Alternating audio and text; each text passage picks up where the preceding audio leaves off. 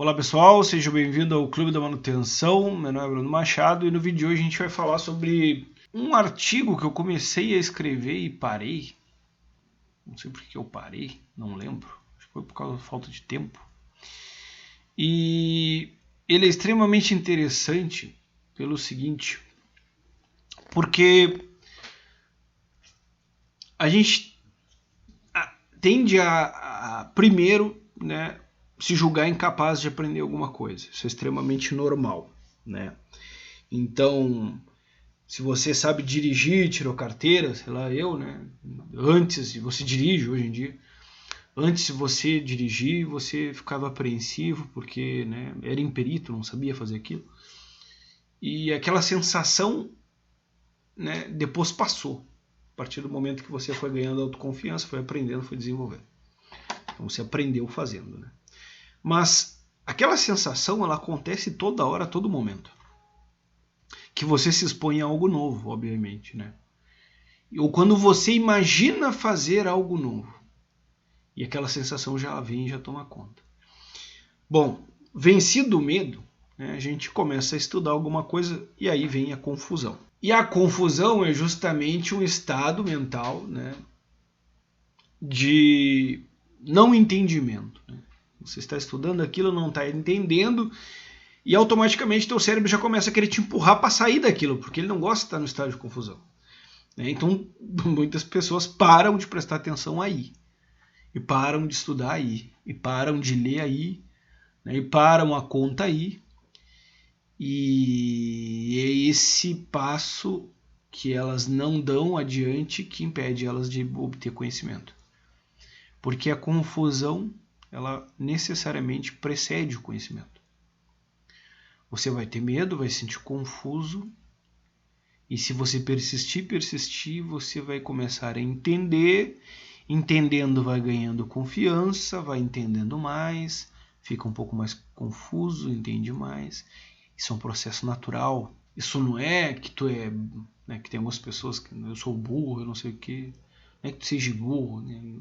É que às vezes também faltam algumas ferramentas para você aprender. Então tem duas coisas importantes nisso. A primeira, que a confusão é um processo natural. E se tu vencer essa confusão, né, inicial, você vai obter aquele conhecimento, vai dominar ele de alguma forma. Pode levar tempo, e leva tempo. Não é uma coisa assim que vai acontecer no estalo de dedo, obviamente. Né? Mas se você persistir, permanecer, você vai aprender. Isso aconteceu em tudo que tu aprendeu na tua vida. Só que a gente vai envelhecendo, vai esquecendo. Então tu anda de bicicleta, tem medo de cair, bota rodinha, vai treinando e vai treinando. E vai...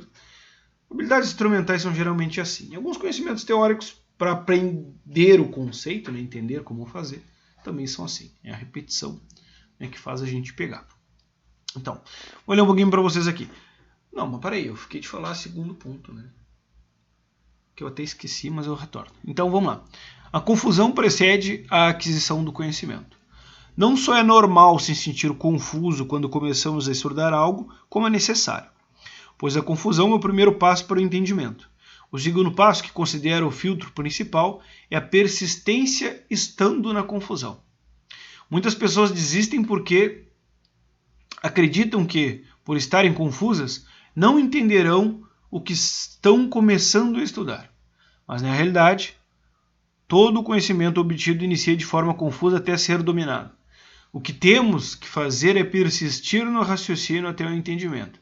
Imagine que absurdo seria se na primeira leitura, no primeiro raciocínio, no primeiro rabisco, algo já fosse dominado por completo. Se detenha na questão por mais tempo, persista, verifique se você possui os conhecimentos prévios que permitirão entender o conhecimento novo. Caso não, retorne à base. Volta agora, eu entro na segunda parte. Uma vez, né, conversando com um amigo meu, tomando um café, né, e a gente conversando algumas coisas e aí não sei o que eu falei, ele falou que às vezes a gente não tem os conhecimentos prévios para entender. Aquilo foi como um golpe, né, mental, mas aquilo me fez perceber muitas coisas que eu não percebia. Então vamos lá. O que essa parte significa, né?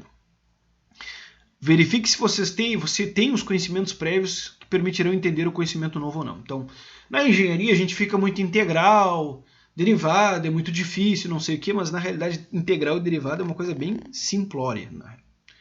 É uma coisa bem simples. A gente não consegue, de começo, entender aquilo porque a gente não tem os conhecimentos prévios. Né?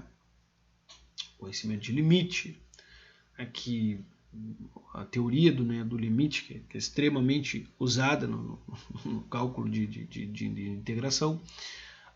Não só nisso, né? Mas também a gente não consegue ler um livro porque a gente não tem um fundamento na interpretação de texto. E aí não tem como ler mesmo, porque tu não entende. Aí tu fica confuso com muita frequência. Né? E tu fica confuso por muito tempo porque tu não tem as ferramentas necessárias para conseguir compreender aquilo. Então, se como a gente não tivesse base nenhuma de inglês, né, nunca estudasse nada e já entrasse lá nos Estados Unidos e saísse falando que tu não vai conseguir falar, tu não vai entender nada, porque tu não tem base nenhuma. Então, sem ter esses conhecimentos prévios, não tem como.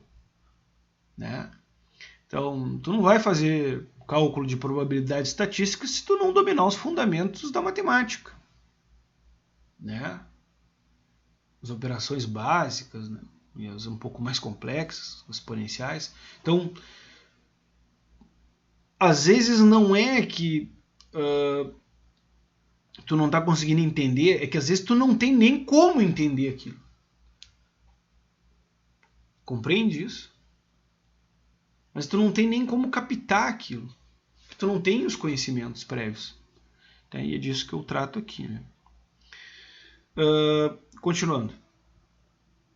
Lembre-se, conhecimentos são muitas vezes interdependentes. Para dominar um, você precisa já ter dominado outros 3. São como ferramentas. Consulte se você as tem, caso não, as obtenha primeiro e depois volte à questão. Então é justamente isso que eu estou falando. Né? Às vezes a gente não tem, a gente não sabe, então não tem como compreender. E aí às vezes as pessoas ficam falando, Bruno, qual é a melhor ferramenta para fazer análise de falha? Qual é a melhor ferramenta para fazer planejamento?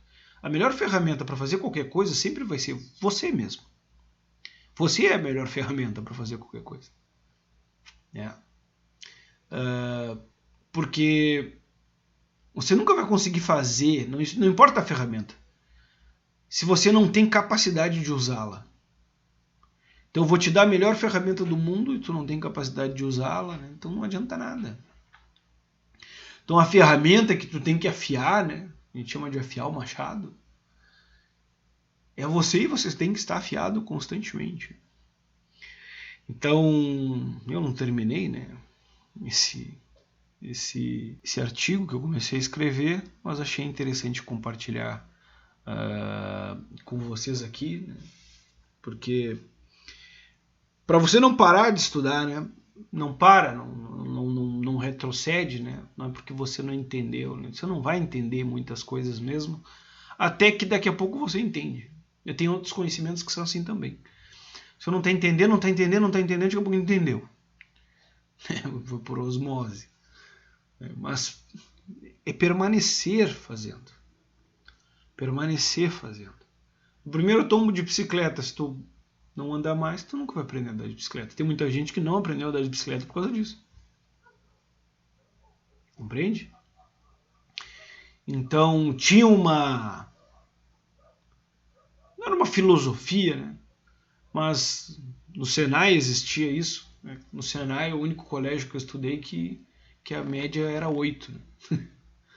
Para passar eu tinha que tirar 8, era difícil pra caramba.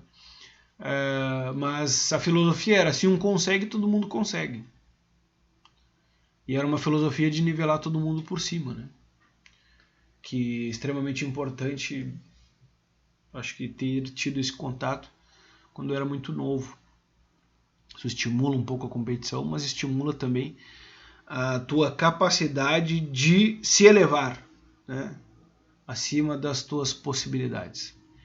E não é porque você está confuso, né, que você tem que desistir, tem que parar. É aí que começa a coisa, é aí né, que você tem que persistir e continuar. Espero que vocês tenham gostado desse vídeo. Se gostou, curte, compartilha, se inscreve no canal e até a próxima. Valeu!